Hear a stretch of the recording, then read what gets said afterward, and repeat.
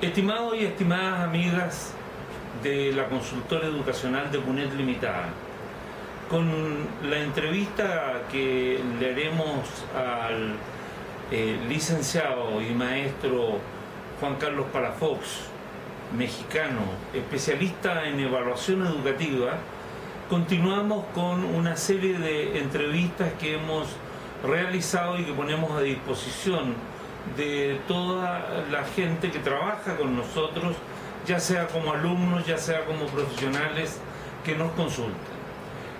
Profesor Palafox, sea usted bienvenido a esta casa que es Consultora Educacional de Punet Limitada de Chile. Gracias, profesor Gabriel de Bulladas, por su invitación y a de Punet Limitada por este espacio para compartir nuestras experiencias. Nuestra primera pregunta tiene relación con el hecho de que existen hoy día evaluaciones tanto nacionales como internacionales que van configurando un conglomerado de resultados que sirven para comparar los distintos países y sus avances educacionales. Nosotros quisiéramos saber cuál es su opinión sobre esta coordinación existente entre las evaluaciones internacionales y las evaluaciones nacionales. Me parece que el tema es un tema que viene justo en el centro del debate que se está dando en América Latina sobre la evaluación educativa y sobre la importancia de ella en este contexto de inquietud y de importancia que tiene la educación para nuestros países.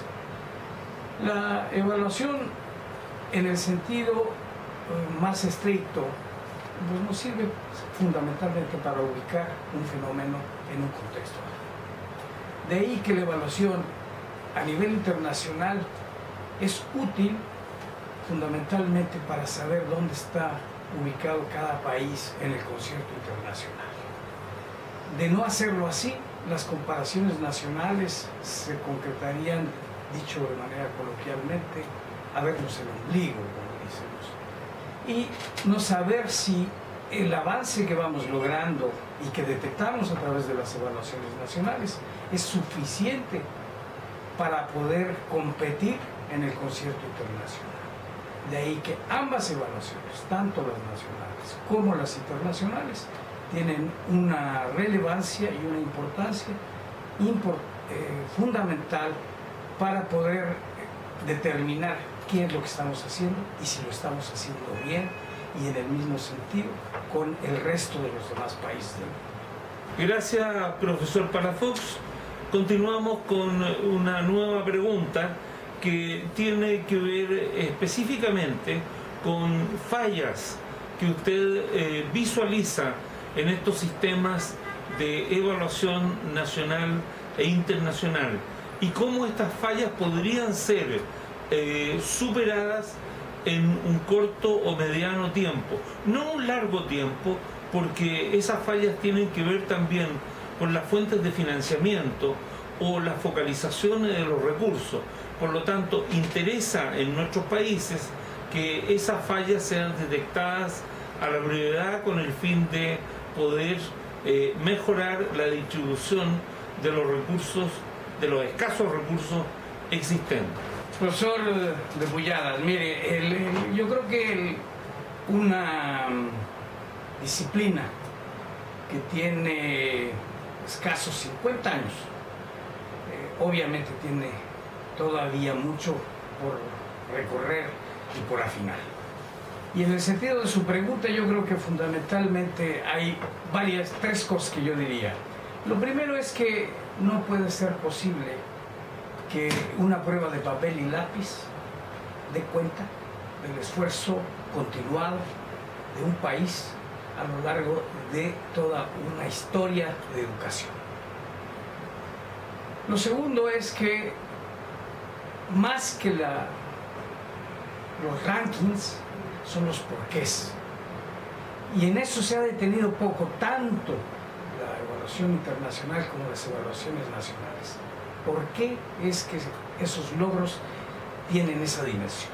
Eso es lo importante, en las explicaciones.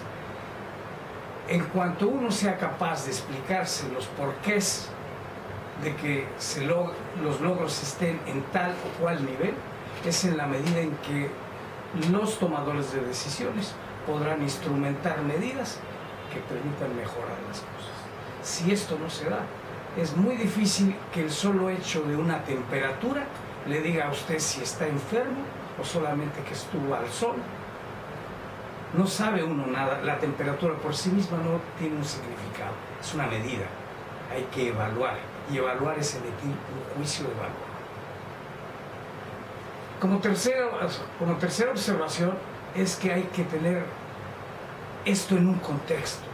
No es lo mismo medir o evaluar en sociedades sumamente compactas, homogéneas, justas, que medir en sociedades fundamentalmente heterogéneas, diversas, cuyos niveles de inequidad son de tal suerte contundentes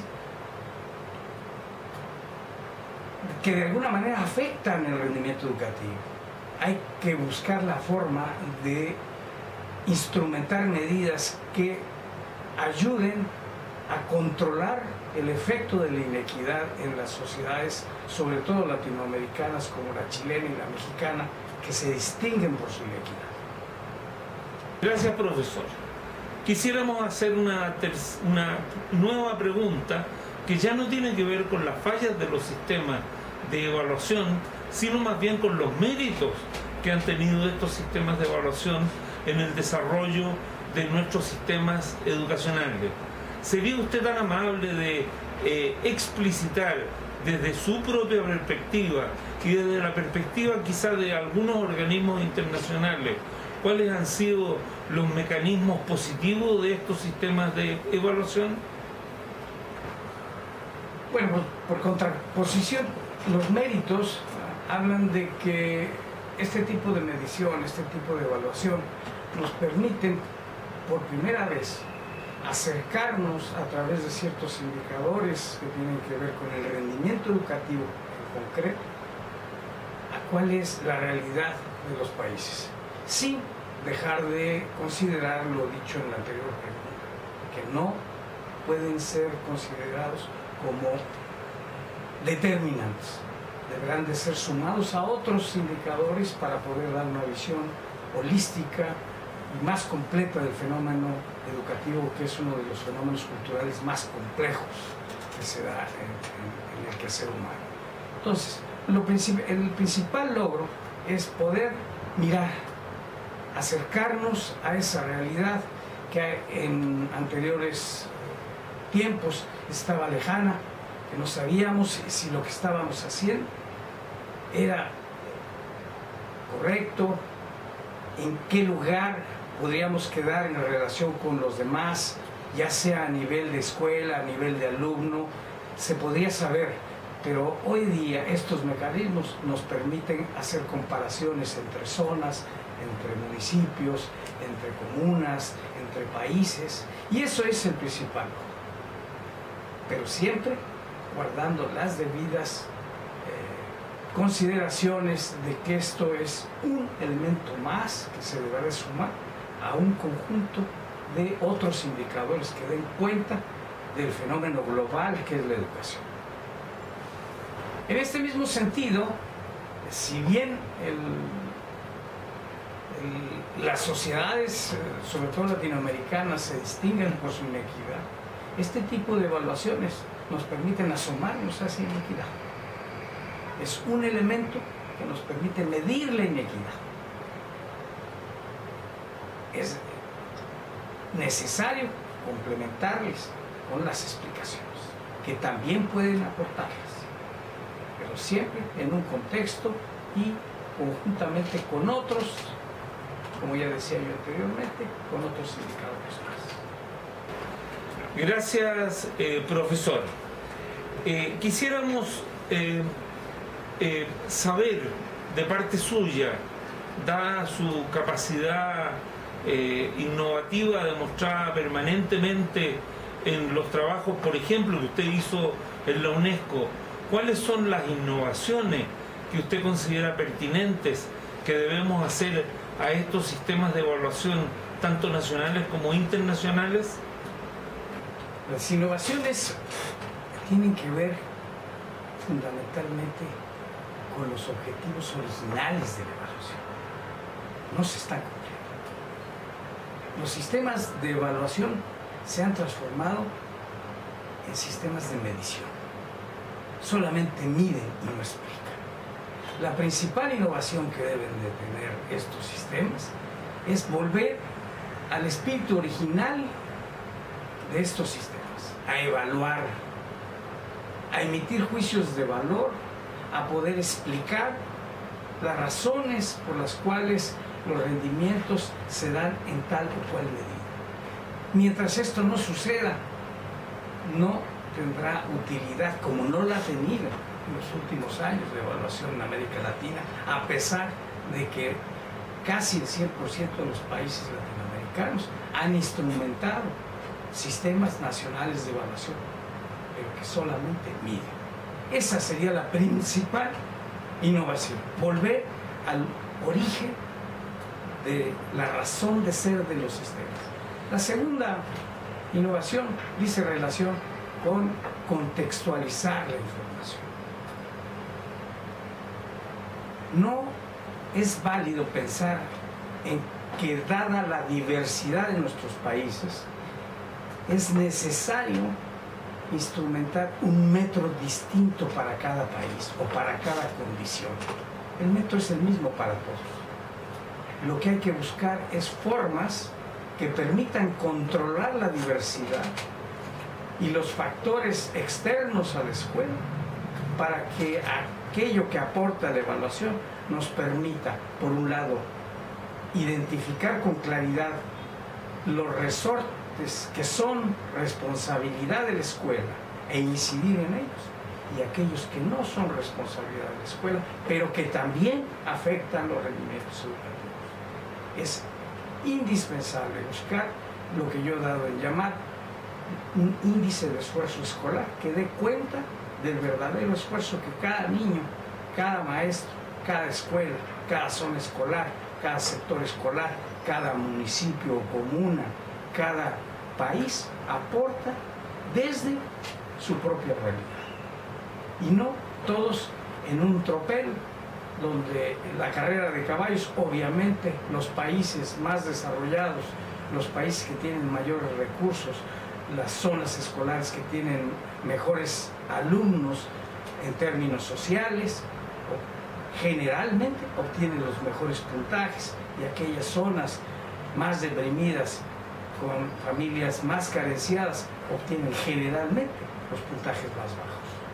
Hay que buscar mecanismos que permitan dar cuenta del verdadero esfuerzo escolar, aquello que aporta cada niño, cada docente, cada escuela y cada país.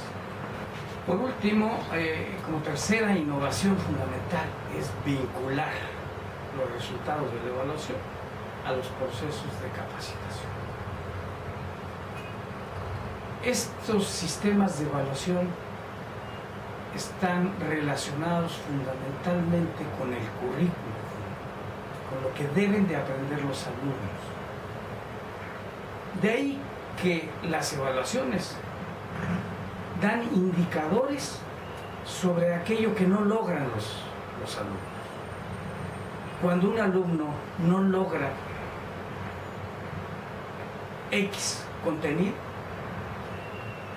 puede ser por dos razones. Porque el alumno no ha logrado desarrollar la competencia para ese aspecto, o que el docente no ha podido transmitir dicha competencia. Cuando los alumnos de un mismo docente a lo largo de varios años denotan deficiencias en una misma temática, es obvio que el problema no es el alumno. No son 4, 5, 6 generaciones de alumnos que casualmente se equivocan en fracciones, sino que está dando cuenta que ese docente tiene problemas para transmitir la competencia del manejo de las fracciones en sus alumnos. Y entonces hay que vincular la evaluación con el proceso de capacitación del docente, dando una capacitación sobre lo que se requiere, sobre lo que el docente necesita, acercarle las herramientas didácticas para que una vez que se apropie de ellas pueda transmitir esas competencias a sus alumnos. Profesor Palafox, por último quisiéramos hacer una pregunta que pareciera ser muy puntual y muy precisa, pero que en el quehacer cotidiano de los sistemas educacionales tiene muchísima importancia en este momento. Es la evaluación de los profesores. Quisiéramos saber cuál es su opinión en relación a la evaluación de los profesores en el siguiente aspecto específico. Los profesores, a su juicio, deben ser evaluados de acuerdo a los resultados obtenidos por los alumnos en estas evaluaciones nacionales e internacionales, o el profesor debe ser evaluado focalizadamente por el método didáctico o los medios didácticos utilizados en la planificación educativa que llevan a cabo de manera permanente. Son dos alternativas frente a las cuales tanto los gremios y sindicatos de profesores tienen discrepancias internas junto con los gobiernos que hacen dichas evaluaciones. Ahora bien, en esta última pregunta es importante su peso específico en el contexto latinoamericano contemporáneo. Yo creo que es uno de los debates más fuertes que se está dando, la vinculación entre el rendimiento educativo y el desempeño docente. No es posible separar estos dos elementos de una misma ecuación. El objeto por el cual los docentes son contratados es porque los alumnos aprendan. Si los alumnos no aprenden, algo hay que hacer con los docentes. Pero, y ese es el pero sustantivo, en contextos de inequidad y de diversidad, no es lo mismo los resultados esperados de grupos sociales carenciados que de grupos sociales que tienen todos los elementos culturales al interior del hogar. ¿Qué quiero decir con eso?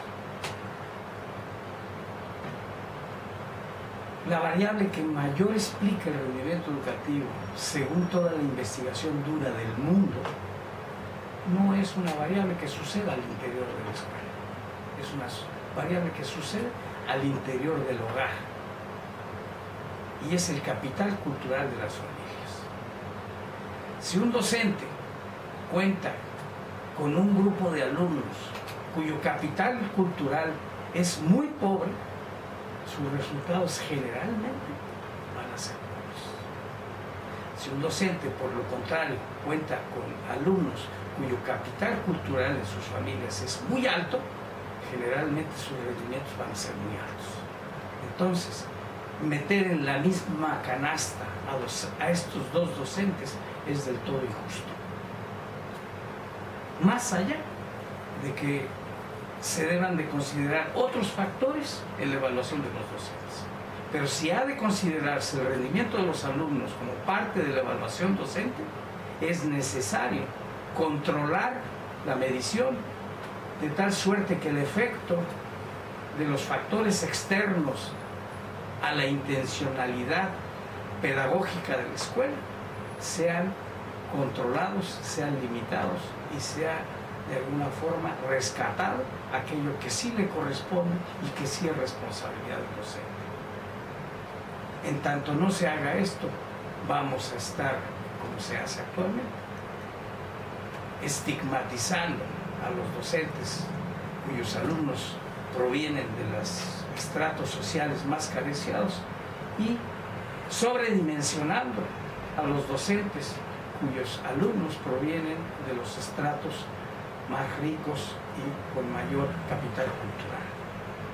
Esto, más allá de que hay que incluir en la evaluación de los docentes los procesos, la didáctica, la pedagogía, todos los elementos que hacen a la labor docente en su conjunto y no tan solo el resultado de la.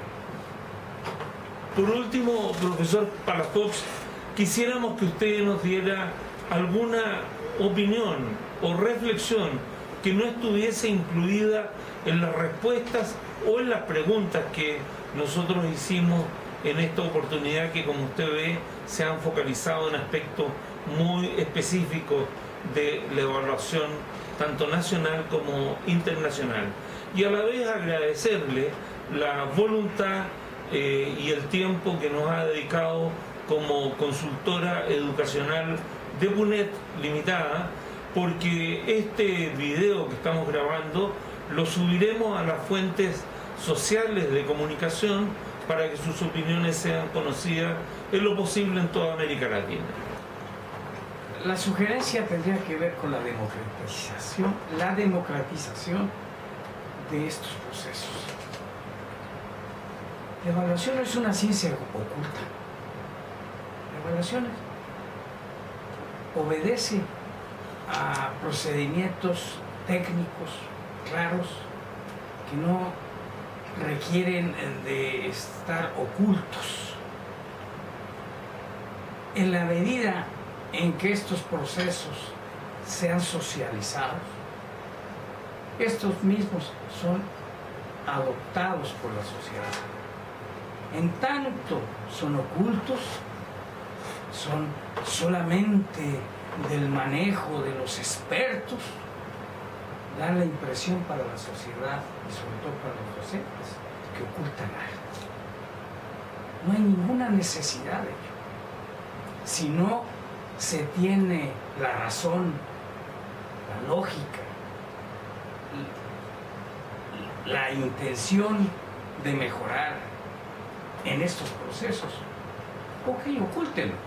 Pero si lo que buscan es mejorar la calidad de la educación, hay que socializar el proceso de construcción de estos sistemas con el objeto de que la sociedad se haga parte de ella, la reconozca y la legitime, siendo con esto más probable que se garantice el éxito del mismo proceso. En tanto es oculto, es algo que solamente los entendidos lo sabemos.